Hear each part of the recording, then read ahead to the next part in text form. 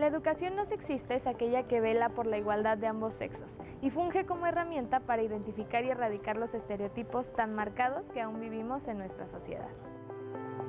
Este enfoque busca eliminar las diferencias entre lo que se espera de una niña o lo que se espera de un niño, promover el respeto, valorar la diversidad, potenciar el desarrollo de valores como la igualdad y sobre todo eliminar cualquier tipo de discriminación. El día de hoy en Voces por la Igualdad hablaremos de educación no sexista. Acompáñanos.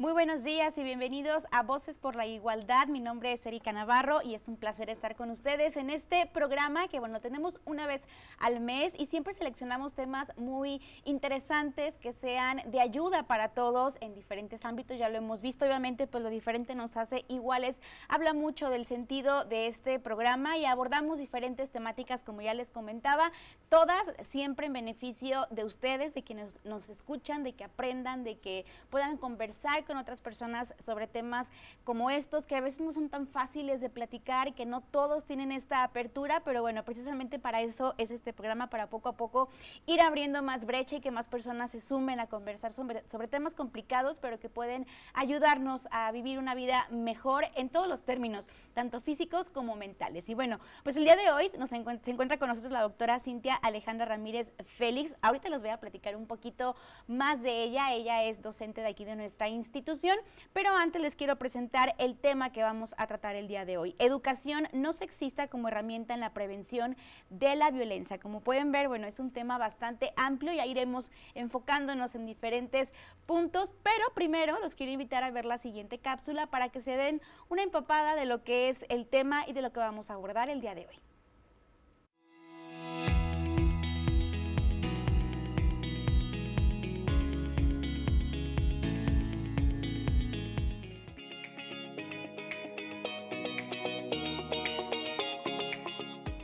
La educación no sexista es crucial en nuestra sociedad, ya que funge como un factor indispensable en la construcción de una sociedad libre de discriminación y violencia. Por lo que es muy importante saber cómo podemos implementarla. En principio, es primordial que las instituciones educativas dejen de reproducir estereotipos de género y adopten medidas que promuevan la igualdad.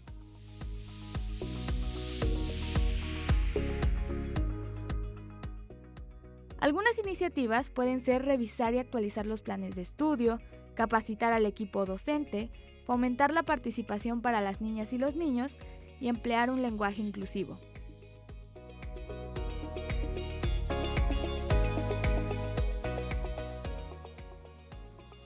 Promover una educación no sexista es un compromiso que debemos asumir todos. Juntos podemos construir un futuro más igualitario y justo para las próximas generaciones.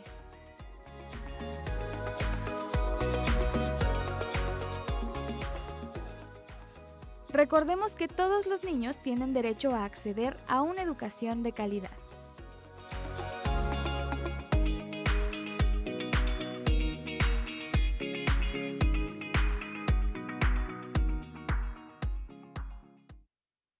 Que tienen ahí un breve preámbulo de lo que vamos a hablar el día de hoy, de la importancia del tema y bueno, pues también presentarles ahora sí a nuestra invitada que nos acompaña el día de hoy. Ella es la doctora Cintia Alejandra Ramírez Félix y es licenciada en Filosofía por aquí, la Universidad Autónoma de Aguascalientes. También es maestra en Artes por la Universidad de Guanajuato y doctora en Humanidades por la Universidad Autónoma del Estado de Morelos. Es docente del Departamento de Filosofía desde el 2012 también. Es editora asociada de la revista Caleidoscopio del Centro de Ciencias Sociales y colabora también actualmente en dos proyectos de investigación: el poshumanismo y antirracismo, una revisión crítica de prácticas actuales respecto a la eugenesia, el devenir máquina y la era de los simulacros, y otro que es estudios de género y feminismos, comunidad, subjetividades y procesos simbólicos. Actualmente trabaja sobre la relación entre la filosofía y la literatura en temas feministas y ontologías distintas. Así que, como pueden ver, bueno, pues un bagaje muy interesante con el que vamos a poder interactuar el día de hoy y que ustedes también tengan la oportunidad de conocer más a la doctora Cintia, a la cual le doy la bienvenida. Muchas gracias por acompañarnos. Sí, muchísimas gracias, un placer estar aquí con ustedes. Gracias a ti por darte el tiempo de venir a compartir tus experiencias, tu conocimiento, todo lo que a lo largo, bueno, de lo que leímos ahorita has estado pues aumentando en conocimiento, que siempre les invito aquí en este programa a eso, ¿no? A que conozcamos un poco más de las experiencias de nuestros invitados y que pongamos en práctica el conocimiento que estamos teniendo. Y justamente, pues el tema de hoy creo que es muy interesante para cualquier persona de cualquier edad, de cualquier género, ahora sí hablando de géneros, porque es algo que creo que se está innovando cada vez más, se está aplicando cada vez más en las escuelas y es algo a lo que ya nos debemos acostumbrar, porque así debe de ser, es la manera correcta de llevar una educación. La educación es un tema fundamental en nuestras vidas y bueno, de ahí se derivan también muchos problemas a futuro o soluciones. Así que me gustaría iniciar preguntándote, ¿qué es exactamente la educación sexista? ¿Cuál es su principal objetivo? ¿Por qué se le ha denominado de esta manera? Bueno, la educación no sexista, en este caso, pues tiene un enfoque meramente pedagógico, o sea, la aplicación es pedagógica, pero digamos que abarca muchísimo más ámbitos, ¿no? Fuera del aula, por ejemplo, dentro de la familia, en la sociedad, en la cultura, pero si lo vemos de esta manera, como un sentido muy particular, pues es un enfoque pedagógico, que trata de eliminar los estereotipos y los roles de géneros que se nos han impuesto desde la infancia, ¿no? Y pues tiene como objetivo pues promover la igualdad entre los sexos, promover en este caso los derechos humanos que son como fundamentales y de los cuales pues está sustentado esta propuesta de un lenguaje también o una educación no sexista, y que pues si lo vemos en un sentido global, pues la educación no sexista debería, y pienso que a veces ya es aplicado en todos los niveles educativos. Actualmente se enfoca más en algún nivel, a lo mejor personas ya más adultas, o ya se está haciendo desde pequeños, incluso en otros países, bueno, sé que sí, ya se manejan más este tipo de conocimiento a diferencia de México. Sí.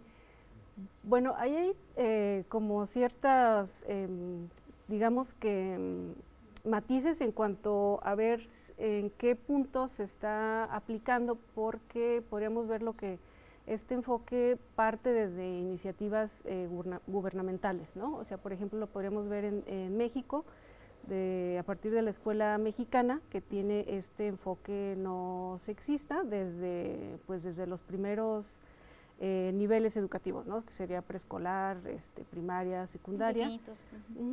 Y a nivel superior, por ejemplo en licenciatura, pues se trata también de aplicar, pero eso creo que ya como las mismas universidades autónomas, pues tratan también de aplicarlo, pero en un sentido siguiendo como las pautas que aconseja pues el gobierno en cuanto a, por ejemplo, derechos sobre niños, niñas, jóvenes, pero también sobre fundamentar o fortalecer la no discriminación, ¿no? Hablabas acerca de las tempranas edades, ¿no? Que muchas veces ya se incorpora, de hecho vemos en los libros de texto también ya muchos cambios a lo que uno estaba acostumbrado, que fueron años siendo lo mismo prácticamente, sin actualizarse a lo que pues el mundo se estaba enfrentando. Y me gustaría preguntarte, eso es en la educación pública, pero en la educación privada, ¿cómo se maneja ahí? Pues depende mucho de quien dirige nada más la escuela o de la exigencia también de los padres. Sí, ahí, bueno, si nos situamos otra vez en México, que es lo que pues yo podría tener más conocimiento, pues sí podríamos ver que en escuelas privadas sí va a depender mucho del criterio y de las creencias y de los valores que estén sustentando aquella escuela, ¿no? Por ejemplo, si hablamos de escuelas privadas que tienen una orientación más religiosa, bueno, pues van a tener como ciertas pautas para ver qué es lo que sí se acepta o qué no se acepta, por ejemplo, cuando se habla de un lenguaje inclusivo, ¿no? Entonces, bueno, ahí sí es como un tanto complejo ver hasta qué punto sí se aplica y hasta qué punto no, dependiendo de las escuelas. Ahí va a ser un tema, porque puede haber Sí. papás que tengan ya un avance en su forma de pensar, que tengan más conocimiento, tal Sí. vez, y busquen una educación distinta para sus hijos, algo pues más actual, Ujú. y otros que por el contrario, bueno, van a hacer la guerrilla para que eso no se haga, Sí, sí. y ahí viene también un retroceso, ¿no? En los Ujú. avances que se ha tenido en la educación.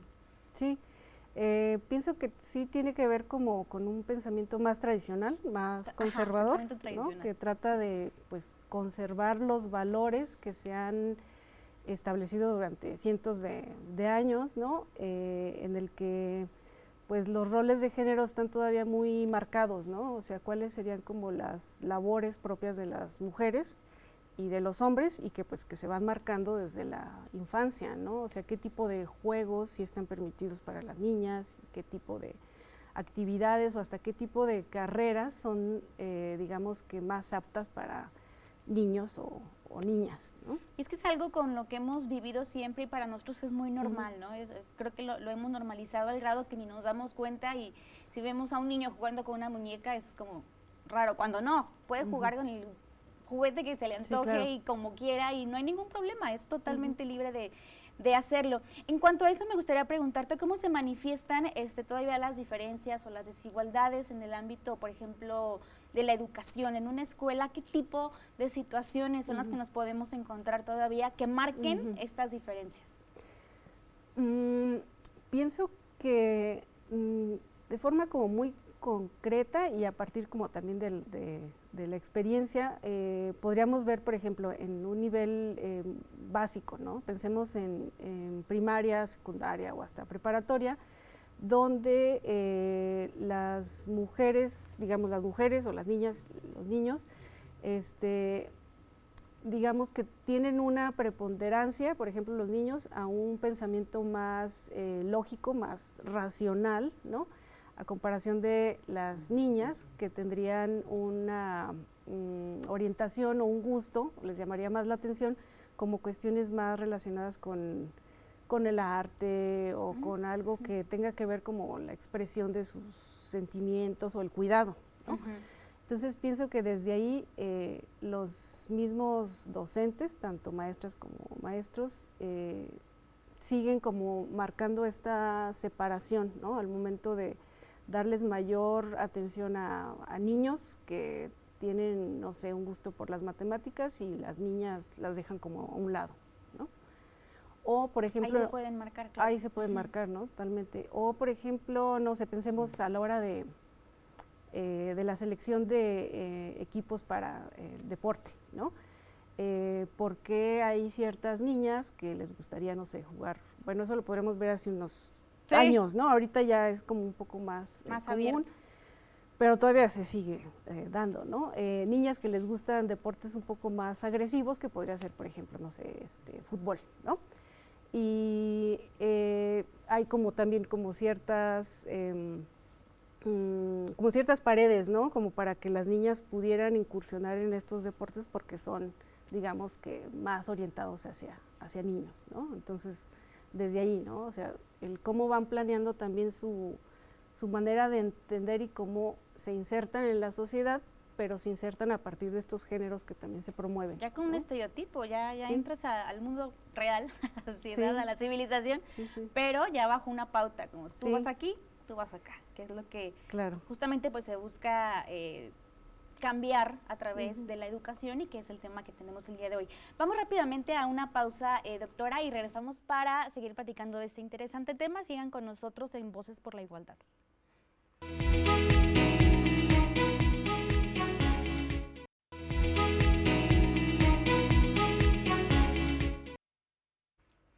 Estamos de regreso en Voces por la Igualdad. Gracias por continuar con nosotros. Les recuerdo que el tema que estamos platicando el día de hoy es educación no sexista como herramienta en la prevención de la violencia. Y bueno, pues continuando con esta temática, ustedes ya saben que también nos gusta conversar con los estudiantes, con la comunidad universitaria. Vamos a ver en esta ocasión qué opinan acerca del tema.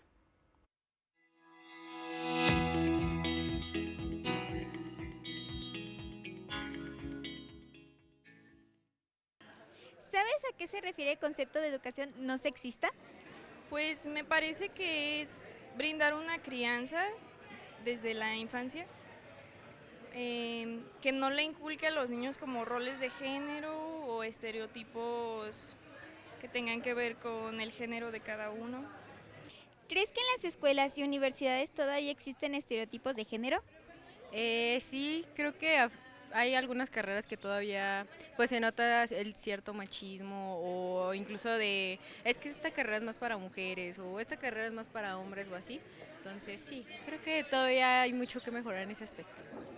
¿Piensas que hombres y mujeres reciben el mismo trato dentro de los espacios educativos? ¿Por qué?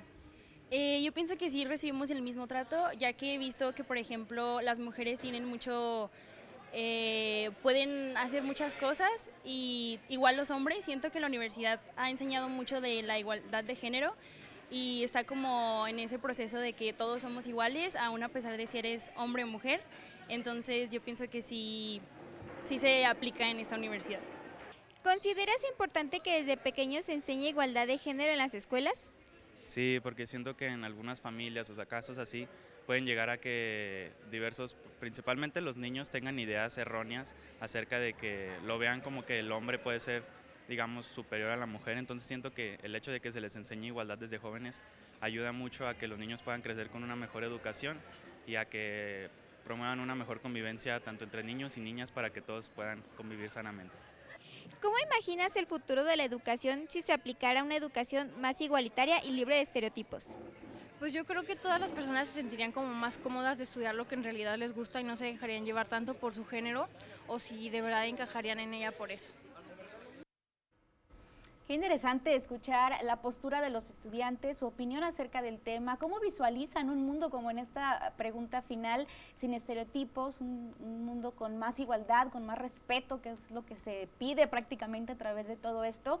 Y bueno, pues creo que el avance se nota, se escucha, se ve. Platicábamos también ahorita fuera del aire que incluso pues también en los más pequeños ya comienza a haber cambios en su forma de hablar, en su forma de dirigirse, en su respeto simplemente al cuerpo de otra persona, mujer, hombre, sin ningún tema.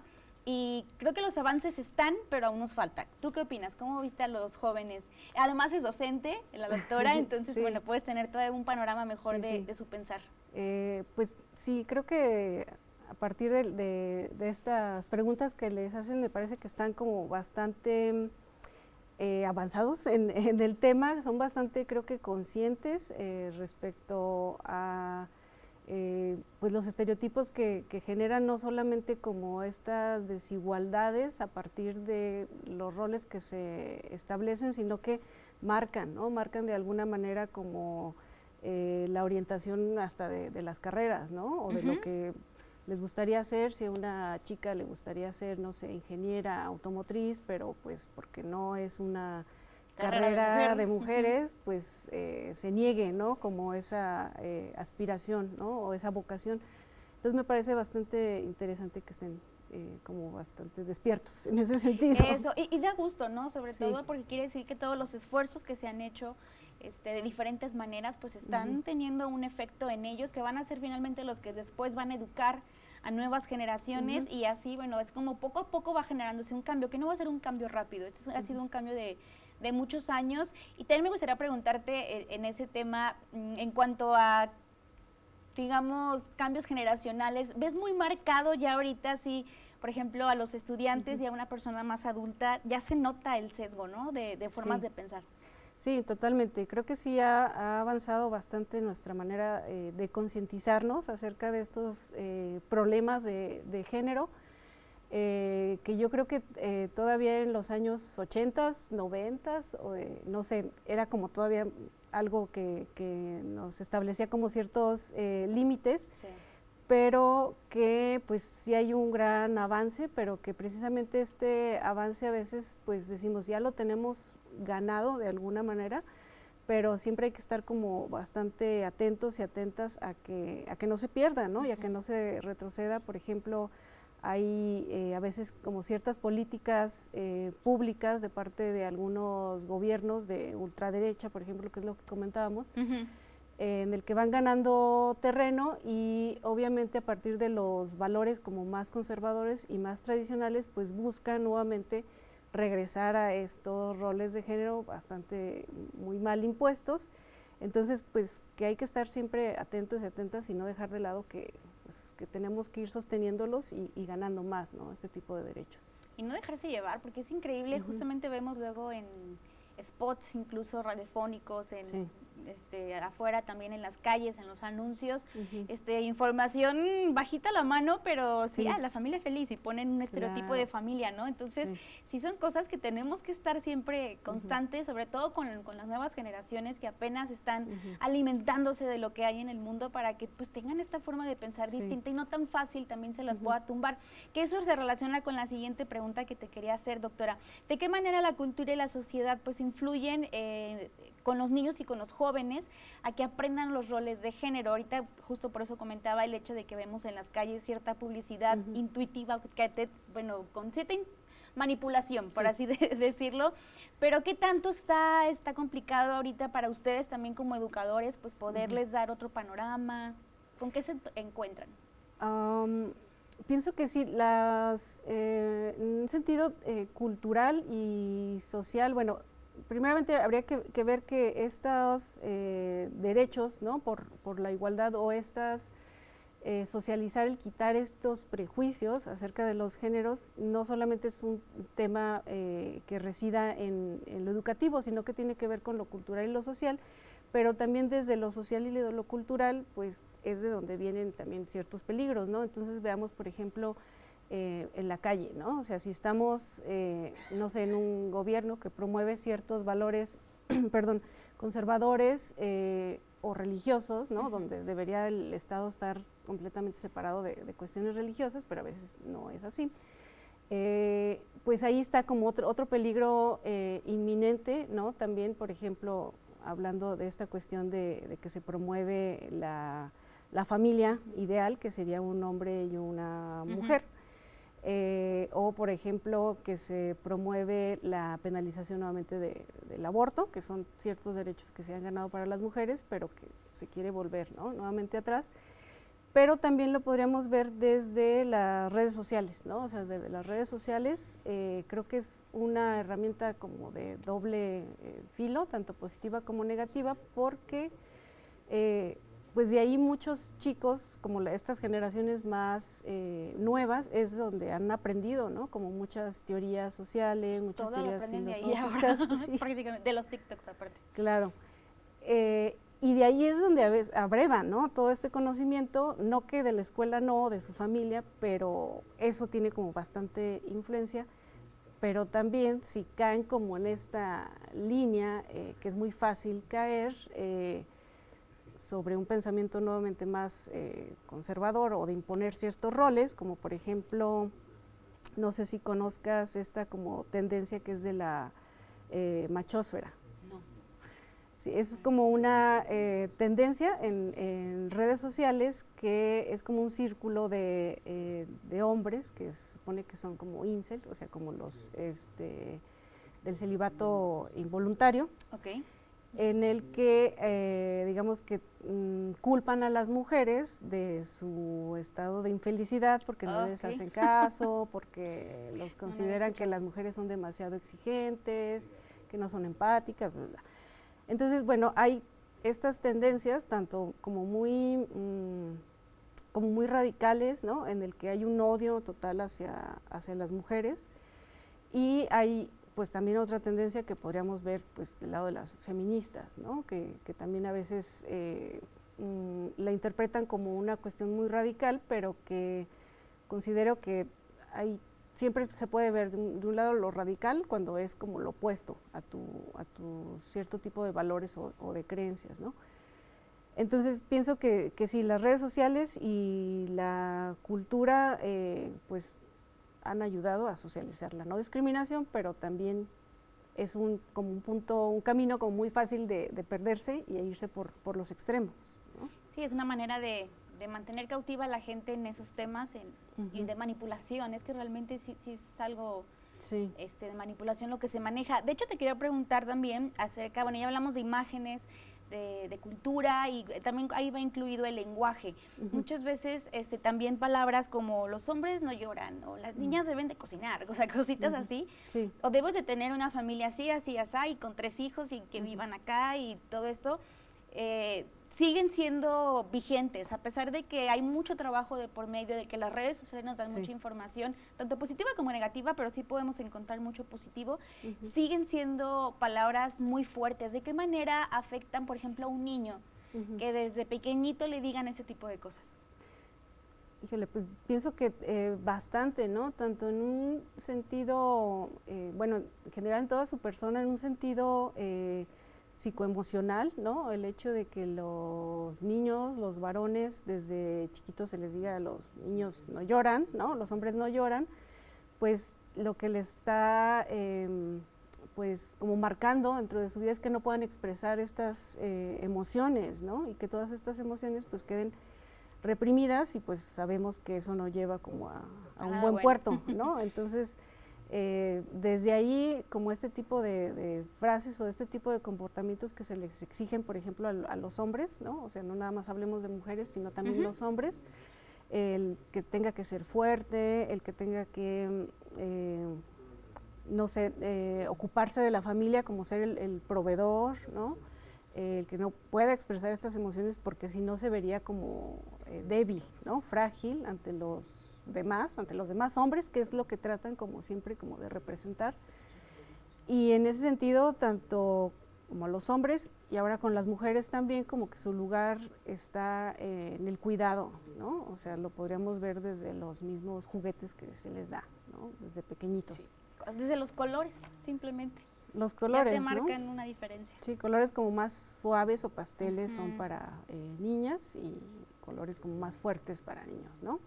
Y los mismos juguetes también creo que ese momento en el que el niño o la niña está empezando a socializar a partir del juego, marcan también su orientación y desarrollan ciertas capacidades, ¿no? que deberían de ser equitativas, pero no. Por ejemplo, si vemos que ahorita ya es una cuestión que se va dejando de lado, ¿no? Por ejemplo, vemos comerciales en donde pues ya las niñas también andan con carritos, ¿no? O andan con cualquier otra cosa que antes no se podía ver. Entonces, por ejemplo, el hecho de que niños se les haya marcado como esta línea de juego, de socializar a través del juego a partir de la construcción de Legos o cualquier otro tipo de juego que implique como ese desarrollo espacial, ¿no? O geométrico, pues lo que hace es que las niñas pues no puedan, digamos, que desarrollar estas capacidades cognitivas iniciales. ¿Por qué? Porque los juguetes están orientados como por ejemplo para el cuidado, que son los muñequitos o las Barbies, ¿no? O hasta cuestiones de limpieza, ¿no? Sí, hasta juegos, la escobita. Y el trapeador. Sí. O sea, desde ahí es increíble cómo marca pues todo, y muchas veces ni siquiera nos damos cuenta y uno mismo es el que fomenta que continúen ese tipo de situaciones, y justamente pues para eso es la educación. Pues podemos educar a cualquier edad, no solamente cuando estamos pequeños, siempre estamos aprendiendo, y eso es lo importante, y que tengamos la disposición y la apertura, también creo que es fundamental para que sí podamos tener algún cambio, a lo mejor desde nuestro hogar, y ya posteriormente pues se irá expandiendo. Vamos rápidamente a nuestra segunda pausa y regresamos aquí a Voces por la Igualdad. Quédense con nosotros.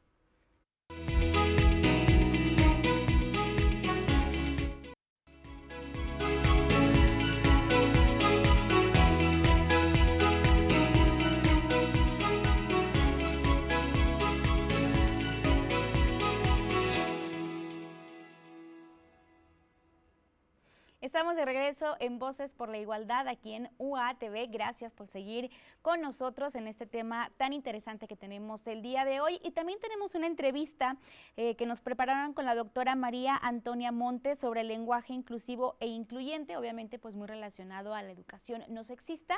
Así que los invito a ver esta primera parte y regresamos para comentarla.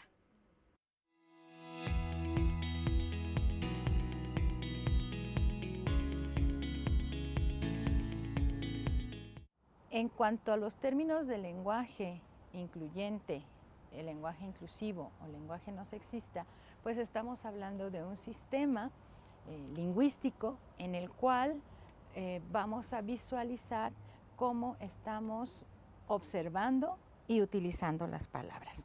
El lenguaje inclusivo tiene orientaciones, sobre todo no binarias, es decir, tengo un doctor y una doctora, un licenciado, una licenciada. Entonces ahí estamos haciendo un lenguaje inclusivo. En el lenguaje incluyente va un poquito más amplio, es decir, amplía su visión y observamos también algunos rasgos como de lenguas, es decir, a lo mejor algunas características étnicas, culturales, sociales. El lenguaje incluyente busca integrar a un conjunto de situaciones sociales que pueden no verse reflejadas en la lengua.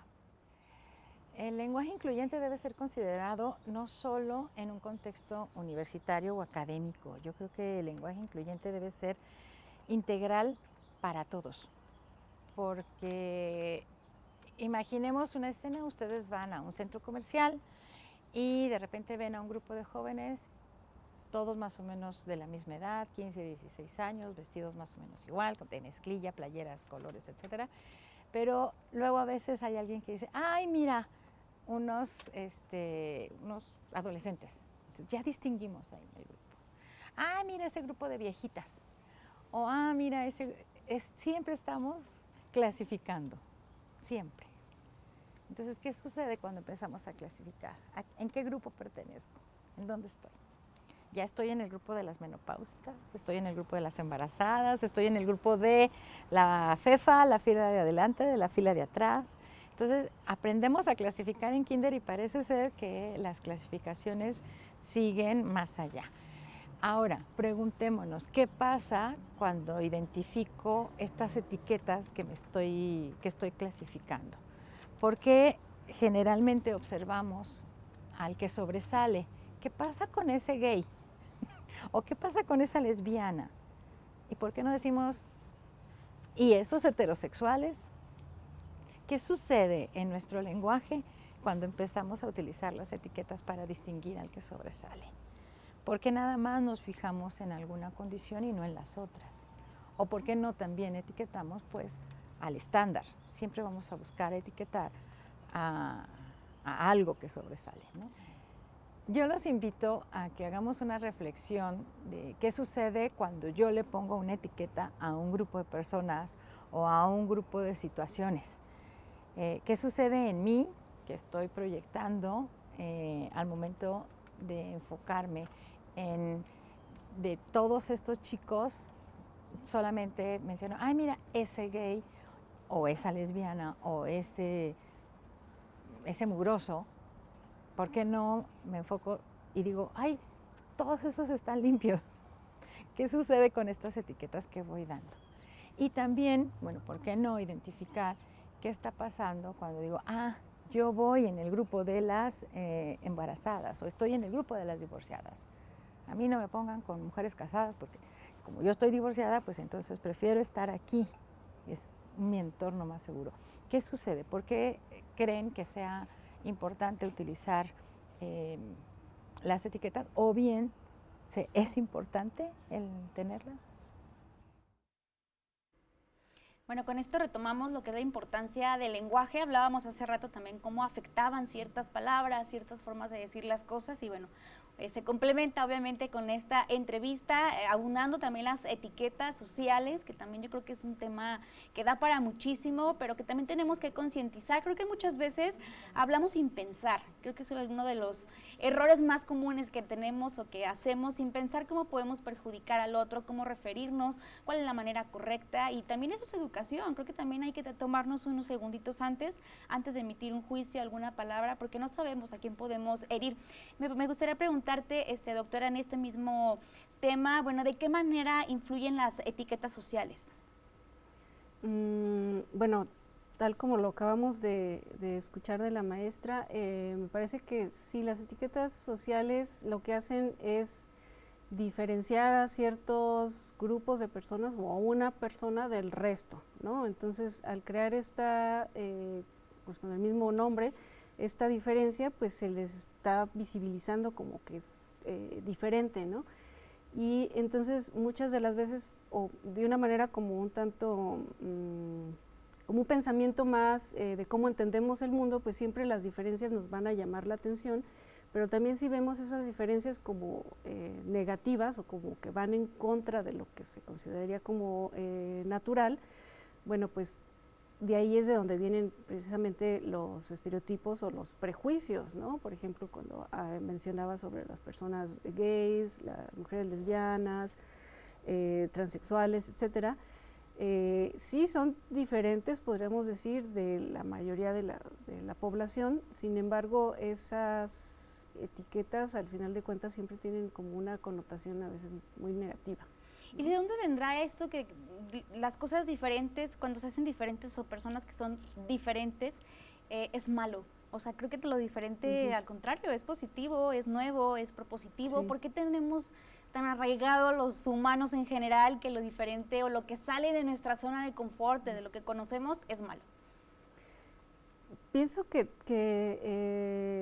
parte precisamente de seguir manteniendo como este status quo, podríamos decirlo, o de seguir manteniendo la manera tradicional de entender, por ejemplo, lo que se considera natural, por ejemplo, cuando hablamos de la familia tradicional, la familia natural, que sería un hombre y una mujer, pero cuando está conformada por dos hombres, ¿no? O por dos mujeres, bueno, pues lo vemos como algo diferente, es otra forma de conformar la familia, pero entonces lo vemos diferente y a la vez negativo, pero pues porque sale de este parámetro de lo que ha mantenido siempre la forma de controlarnos, podríamos decir. Okay. ¿No? Sí. Entonces, sí, lo que es diferente siempre va a estar como ser una amenaza en contra de estos principios pues, tradicionales, naturales, pero que han mantenido como cierta manera el control, ¿no? Entonces muchas veces se piensa, por ejemplo, de parte de grupos conservadores o más tradicionales, que eso sería una amenaza como para la misma humanidad, ¿no? Por ejemplo, pero al final de cuentas no están sustentadas en nada y son solo prejuicios, ¿no? Prejuicios y creencias que creencias. se van pasando de generación en generación, pero ni siquiera se las cuestionan, ¿no? O sea, creo que muchas veces, insisto, no pensamos antes de hablar y ni nos cuestionamos por qué pienso esto, es porque lo vi o me lo dijeron y yo también pienso así, pero ni es cierto. En realidad simplemente estamos adoptando algo. Regresando un poquito al tema de pues lo que es un poquito la restricción hacia las mujeres en términos generales, laboral, de educación, etcétera. ¿Por qué históricamente la mujer siempre enfrenta más dificultades y bueno, lo continuamos viendo en la actualidad a pesar de los grandes avances que ya se han logrado? Sí, como tú mencionas, hay grandes avances hasta el hecho manifiesto de poder decir que tenemos la primera mujer presidenta, ¿no? En México y en algunos otros países ya las mujeres van ganando terreno. Eso es algo evidente, sin embargo hay también cuestiones que, o sea, que sí son también, digamos, evidentes, pero que no se visibilizan de una manera como tan, o sea, no hay como estatutos, no hay normativas dentro de los gobiernos que se consideran que han ganado como este tipo de derechos en cuanto a negarles la educación, por ejemplo, a las mujeres o que puedan tomar ciertos cargos, o sea, no lo hay, pensemos, por ejemplo, en México. Sin embargo, hay un concepto muy interesante que se ha estado estudiando que se llama el techo de cristal, ¿no? Entonces, ¿qué significa o a qué nos hace alusión este concepto? Es pues que cuando las mujeres, digamos que estamos en una relación equitativa, ¿no? Niños, niñas pueden ir ascendiendo en cuanto a sus niveles de estudio, en cuanto a sus ganancias de conocimiento, llega un punto, por ejemplo, en las universidades en las que hay hasta más mujeres estudiando muchísimas más carreras que hombres, pero cuando la orientación de ciertas mujeres quiere ir, por ejemplo, hacia la investigación, hacia realizar posgrados o cualquier otro tipo en el que pueda avanzar en esta línea de su carrera profesional. Este techo de cristal podríamos decirlo que son los impedimentos, por ejemplo, culturales, pero también educativos, en el sentido de que, por ejemplo, la mujer tendría que debatirse entre si forma una familia o si se desarrolla profesionalmente, ¿no?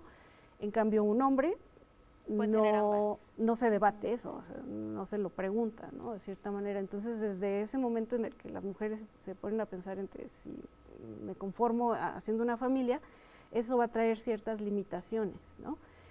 Y eso tiene que ver también, por ejemplo, con también como normativas dentro de las, por ejemplo, universidades o dentro del campo laboral, en el que pues ya mujeres que, por ejemplo, ya están casadas o tienen hijos, pues se les dan como menos oportunidades laborales o menos oportunidades de crecimiento educativo, porque saben que en algún punto, por ejemplo, si se casaron, ¿no? Una chica que está comenzando su investigación, no sé, en biología, si se casa y quiere ingresar, no sé, a un centro de investigación, bueno, pues le van a poner ciertos límites porque, bueno, se va a embarazar, ¿no? Y ahora se va a salir y entonces como esta también visión, ¿no? Muy sesgada a partir de los géneros, ¿no? Entonces, pues concepto podríamos, o este nombre que se le ha dado, es que tendríamos que ver que este techo de cristal pues no se ve, pero está ahí, ¿no? Hay como ciertos topes como que nos van impidiendo a las mujeres, tanto en cuestión de familia, o sea, por ejemplo, quién se va a ocupar de los hijos, quién se va a ocupar de la casa, ¿no? Entonces, por ejemplo, las mujeres que todavía van a trabajar su jornada de 8 horas, regresan a su hogar y pues todavía les sigue otra jornada, ¿no? La jornada de los cuidados o del hogar, ¿no? Y esas mismas diferencias de género pues no son aplicadas, ¿no? Para los hombres, ¿no? Híjole, es que sigue habiendo bastantes cuestiones así y lamentablemente tenemos que seguir en esta lucha, quién sabe cuántos años más, pero bueno, lo importante es hacerlo, mantenernos, seguir firmes, como comentabas, no hacer retrocesos, para que, bueno, pues esto también pueda tener beneficio, no solo para las mujeres, para la sociedad en general. Vámonos a nuestra última pausa, doctora, y regresamos para comenzar con las conclusiones en Voces por la Igualdad.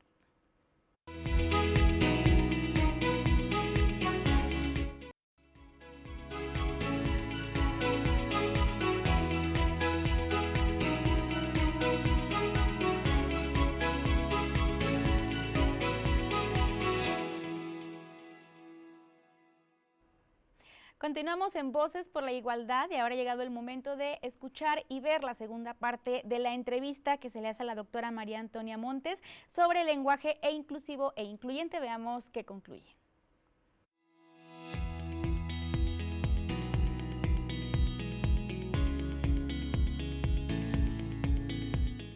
Hablando de las cuestiones de el o la estudiante, bueno, en la lengua española tenemos dos géneros gramaticales, son géneros gramaticales, el masculino y el femenino. Y hay muchas palabras también que son neutros, no lo tenemos como género, pero está el neutro. Es decir, que su terminación, como en estudiante, depende, el género está aparte, está en el artículo, es un buen estudiante, es una buena estudiante en el artículo, en el adjetivo, ¿no? El o la estudiante.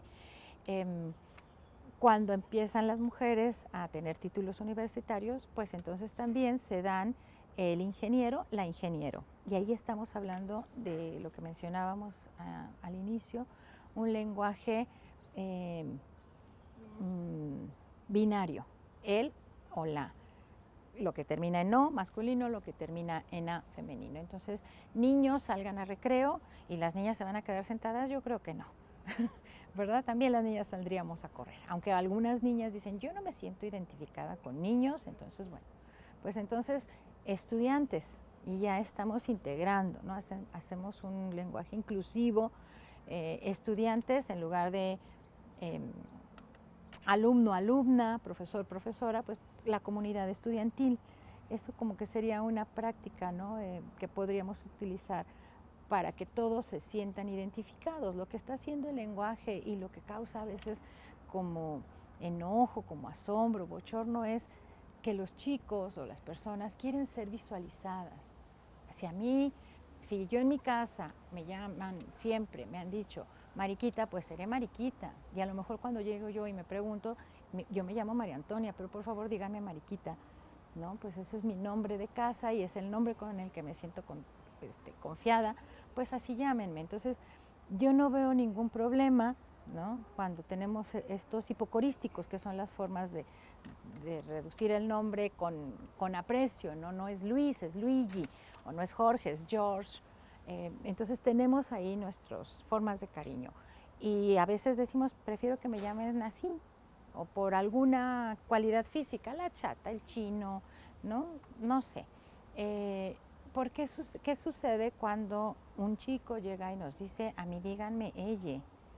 Así me visualizo, yo quiero ser nombrado así, quiero ser reconocido así. Pues si quieres que te diga compañere, pues le digo compañere. A mí no me pasa nada, pero a él le puede favorecer bastante, ¿no? A lo mejor todos llegamos en un momento de la etapa del desarrollo en que estamos buscando quiénes somos, ¿no? ¿Cómo quiero ser nombrado? ¿Cómo quiero ser visto?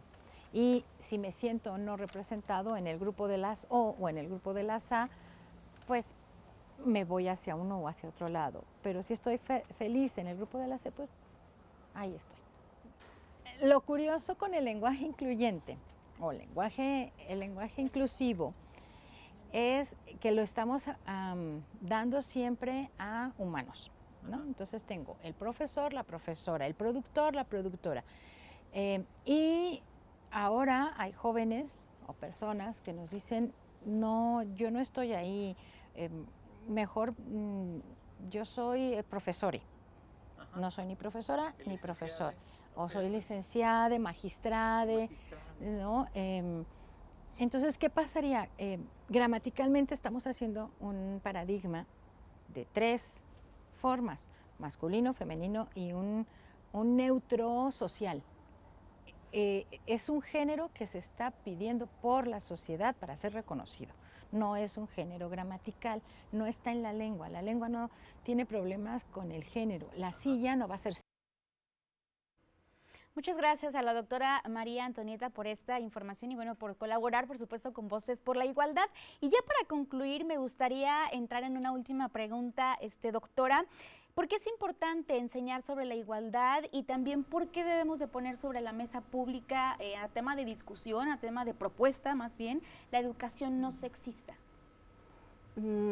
Bueno, pues creo que es bastante importante, necesario y urgente, ¿no? Que se siga como implementando, que se siga promoviendo esta igualdad, ¿no?, de género, pero también que se fortalezca, ¿no? Porque decíamos que hay como también ciertos puntos que luego tienden como un poco a debilitarse, pero pienso que la importancia, de enseñar, en este caso sobre la igualdad de género en cualquier nivel educativo, es fundamental para una sociedad equitativa, ¿no? Y para fortalecer o fomentar ciertos valores como la igualdad o la equidad o la empatía, ¿no? Que a veces vemos en ciertas sociedades, no sé, que nos falta bastante, ¿no?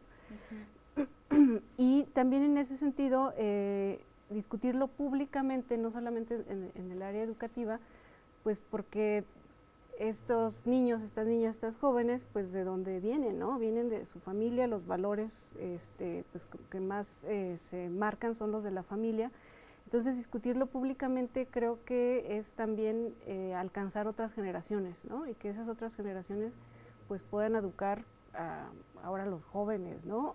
O puedan también desarrollar como ciertas conductas, ¿no?, que promuevan la no discriminación, ¿no? Entonces, hablarlo públicamente refiere también que el Estado, pues en este caso pienso Aguascalientes, que deje de lado ciertas orientaciones que son muy propias y que fortalezca pues pues a la misma sociedad como un ente que es autónomo y que debería de promover los valores de la igualdad y el respeto.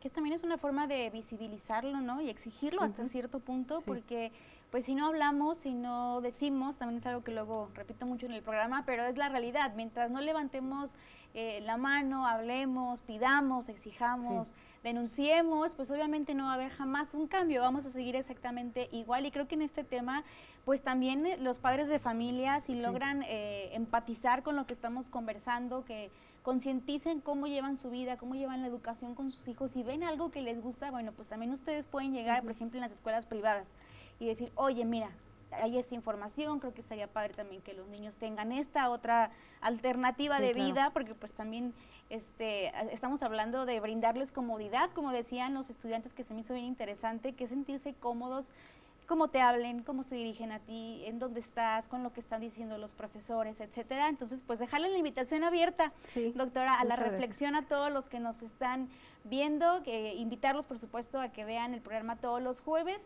y agradecerte por habernos acompañado el día de hoy. Muchas gracias por tu tiempo, por tu experiencia y por tu conocimiento. No, muchas gracias a ustedes, un placer.